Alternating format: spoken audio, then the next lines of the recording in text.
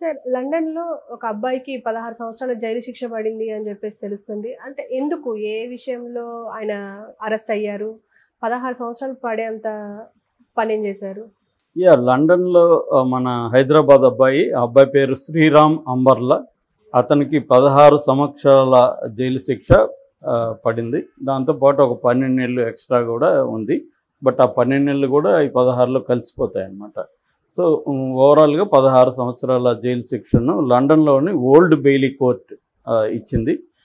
So అతను ఏమి చేశాడు అన్నప్పుడు, అతను హైదరాబాద్లో ఉన్నప్పుడే ఒక కేరళ అమ్మాయి హైదరాబాద్లో అతనికి పరిచయం అయింది. ఆ తర్వాత వాళ్ళిద్దరు పెళ్లి చేసుకున్నారు. ఇద్దరు కలిసి లండన్కి వెళ్ళారు. అక్కడ 2019లో ఇద్దరు విడాకులు తీసుకున్నారు. గొడవలు వచ్చాయి, విడిపోదాం అనుకున్నారు. 2019లో విడిపోయారు. విడిపోయిన తర్వాత ఆ అమ్మాయి ఏం చేసిందంటే, ఇండియా రాకుండా అక్కడే ఈస్ట్ లండన్లో ఒక రెస్టారెంట్లో పనికి కుదిరింది. హైదరాబాదీ రెస్టారెంట్ అది. అందులో పనిచేయడం మొదలుపెట్టింది. ఇతను కూడా హైదరాబాదీ కాబట్టి రెగ్యులర్గా ఆ రెస్టారెంట్కి పోవడం, మళ్ళీ వీళ్ళిద్దరూ ఎదురుపడడం అవన్నీ ఉంటే ఈ అబ్బాయి సహించేవాడు కాదు ఆ అమ్మాయి ఉనికిని. అమ్మాయి హ్యాపీగా పనిచేస్తూ అందరితో నవ్వుతూ మాట్లాడుతుంటే ఇతనికి విపరీతంగా రగిలిపోయేవాడు. అలాగే అప్పుడప్పుడు బెదిరించడం, ఆ అమ్మాయిని కుదిరితే పక్కకి తీసుకెళ్ళి కొట్టడం, మాట్లాడాలని చెప్పి ఇవన్నీ కూడా చేస్తూ ఉండేవాడు. అలాంటి కాంటెక్స్ట్లో 2022లోనే ఈ హైదరాబాద్ రెస్టారెంట్లోనే ఒకరోజు రాత్రి ఆ అమ్మాయిని అందరూ చూస్తుండగానే కత్తి తీసుకెళ్ళి ఆ అమ్మాయిని 9 పోట్లు పొడిచాడు. ఈ లోపల అక్కడ ఉన్న వాళ్ళందరూ పట్టుకొని ఆపగలిగారు. ఆ అమ్మాయిని తీసుకెళ్లారు. ఆ అమ్మాయి దాదాపు 1 మంత్ క్రిటికల్ కేర్లో ఉండింది. 6 సర్జరీలు అమ్మాయికి చేయాల్సి వచ్చింది. ఎట్టకేలా ఇంకా అమ్మాయి బతికింది. సో అయితే ఇది సీసీటీవీలో రికార్డ్ అయింది, ఇతను పొడిచేదేమంతా కూడా. దాంతో ఇతను మీద కేసు పెట్టి తీసుకెళ్లారు. జడ్జి కూడా ఇవన్నీ పరిశీలించి ఇతను ప్రత్యక్ష సాక్షులు ఉన్నారు, సీసీటీవీలో విజువల్స్ ఉన్నాయి కాబట్టి సో ఇది అటెంప్ట్ టు మర్డర్ కింద నమోదు చేశారు. ప్లస్ కత్తి పెట్టుకోవడం కూడా అది సపరేట్ నేరం అనమాట. దానికి 12 ఏళ్ళు వేసారు. కత్తి పెట్టుకున్న దానికి హత్యా ప్రయత్నానికి 16 సంవత్సరాల జైలు శిక్ష వేశారు. అయితే ఈ అబ్బాయి కోర్టులో రిక్వెస్ట్ చేశాడు, నన్ను ఇండియా పంపించేయండి, అక్కడ మరణశిక్ష వేసినా కూడా పర్వాలేదు, నేను ఇక్కడ లండన్ జైళ్ళల్లో ఉండదలుచుకోలేదని అబ్బాయి చెప్పాడు. అంటే ఇండియన్ జైల్స్లో అయితే ఎవరినో ఒకరిని పట్టుకొని కొంత మేనేజ్ చేసుకోవచ్చు అనేది అబ్బాయికి ఉన్నట్టుంది. కానీ లండన్ కోర్టు ఒప్పుకోలేదు. అతనికైతే జైలు శిక్ష వేసింది. ఆ జడ్జి ఫిలిప్ కడ్జి కూడా ఒక వ్యాఖ్యానం చేశాడు శిక్ష వేసే ముందు. ఇతను హైలీ జలస్తో రగిలిపోతున్నాడు, అసూయతో రగిలిపోతున్నాడని, అట్లాగే కంట్రోల్ ఫ్రీక్ అని కూడా కామెంట్ చేశారు జడ్జిమెంట్లో. అంటే ఇతరులను కంట్రోల్ చేయాలనుకుంటాడు అని. అయితే మామూలుగా నేను చాలాసార్లు చెప్పాను, అమెరికా కానీ ఇంగ్లాండ్ కానీ ఇలాంటి దేశాల్లో ఇట్లాంటి నేరాలు జరిగినప్పుడు సైకాలజిస్టులు ప్రొఫైలింగ్ చేస్తారన్నమాట, క్రిమినల్స్ యొక్క ప్రొఫైలింగ్. ఇక్కడ కూడా ఫోరెన్సిక్ సైకాలజిస్టులు ఇతని ప్రొఫైల్ తయారు చేశారు. సైకాలజికల్గా ఇతను ఎట్లా ఉన్నారు, ఇతనితో ఇంటర్వ్యూలు అవన్నీ చేసి అనేక సెషన్స్ తర్వాత ఇతను ఒక ప్రొఫైల్ తయారు చేశారు. ఈ ప్రొఫైల్ వెరీ ఇంపార్టెంట్. యాక్చువల్గా మన దేశంలో కూడా ఇంకా అది స్టార్ట్ కాలేదు, కానీ కొత్త చట్టాలు వచ్చిన తర్వాత స్టార్ట్ అయ్యే అవకాశం ఉంది. సో అదేంటంటే ఇతనికి బీపీడీ అనే ఒక జబ్బు ఉంది అనేది వాళ్ళు తేల్చారు. బీపీడీ అంటే బార్డర్ లైన్ పర్సనాలిటీ డిజార్డర్.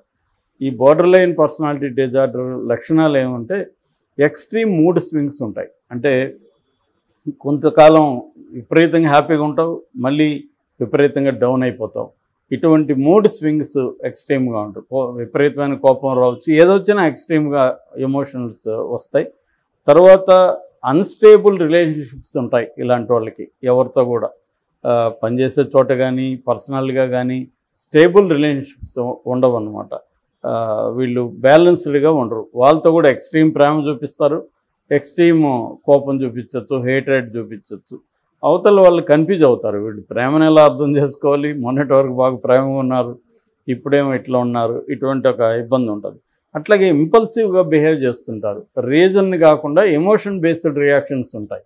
మనం మామూలుగా జనరల్గా చూసుకున్నప్పుడు బిహేవియరల్ ఎకనామిక్స్ మనకి 2 రకాల మెంటల్ సిస్టమ్స్ని చెప్తుంది. సిస్టమ్ 1 వచ్చి speed thinking, system 2 slow thinking. Speed థింకింగ్లో మనం ఇప్పుడు ఏదన్నా 2+2 అనగానే 4 అంటాం, దట్ ఈజ్ స్పీడ్ థింకింగ్.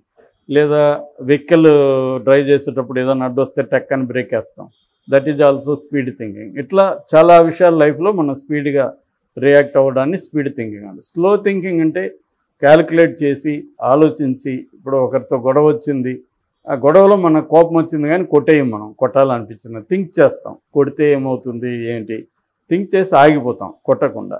చాలామంది అది చేయరు. ముఖ్యంగా ఈ బీపీడీ పర్సనాలిటీ డిజార్డర్ ఉన్నవాళ్ళు వీళ్ళు ఏం చేస్తారంటే థింక్ చేయకుండా గొడవ వస్తే కొట్టేయాలనిపిస్తే కొట్టేస్తారు, ఏం చేయాలనిపిస్తే అది చేసేస్తారు అన్నమాట. So that is the impulsive thinking అంటారు దాన్ని. ఈ ఇంపల్సివ్ బిహేవియర్ అనేది వెరీ ప్రాబ్లమేటిక్ వాళ్ళకి ఇతరులకు కూడా. ఎందుకంటే వీళ్ళు ఎలా బిహేవ్ చేస్తారో, ఎప్పుడు ఎందుకు కోపం వస్తుందో మనకు తెలియదు కదా ఎదుటోళ్ళకి, దానివల్ల ప్రాబ్లమ్స్ ఉంటాయి. రెండోది వీళ్ళకి సెల్ఫ్ డిస్ట్రక్టివ్ నేచర్ ఉంటుంది, ఎదుటోళ్ళని హర్ట్ చేసే నేచర్ కూడా ఉంటుంది. వీళ్ళని కూడా గాయపరుచుకుంటున్నారు. చాలామంది చూసాం మనం, కోపం వస్తే వాళ్ళు ఏం చేస్తారంటే బ్లేడ్లతో కోసుకోవడం, కోపం కానీ బాధ కానీ రావడం ఎక్కువగా చూస్తుంటాం మనం. సో వాళ్ళు సెల్ఫ్ డిస్ట్రక్టివ్గా ఉంటారనమాట. వాళ్ళని వాళ్ళు గాయపరచుకోవడంలో వాళ్ళకి ఒక సాటిస్ఫాక్షన్ కలుగుతుంది. అయితే ఇలాంటి బీపీడీ అంటే బోర్డర్ లైన్ పర్సనాలిటీ డిజార్డర్ ఎందుకు వస్తుంది అన్నప్పుడు ఒక కారణం అనేది చెప్పలేము.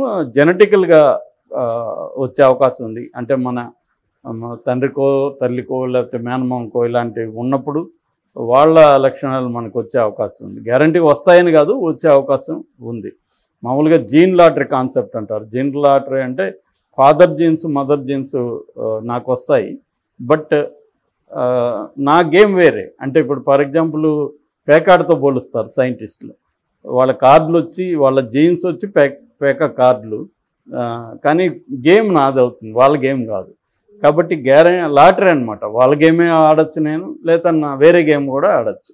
కాబట్టి గ్యారంటీకి వస్తుందని కాదు, కానీ అదొక కారణం. రెండవది వచ్చి న్యూరాలజికల్ డిజార్డర్స్.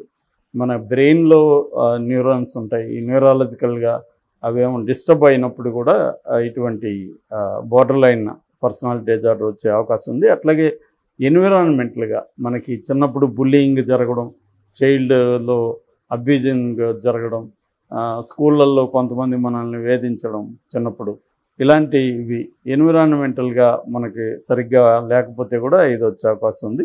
అట్లాగే విక్టిమైజేషన్ అంటే చిన్నప్పుడు ఏమన్నా అబ్యూజ్కి గురవ్వడం, లేకపోతే మనల్ని దారుణంగా అవమానాలు చేయడం ఎవరైనా, ఇటువంటివి ఉన్నప్పుడు కూడా వాళ్ళు ఈ డెవలప్ అవుతారు.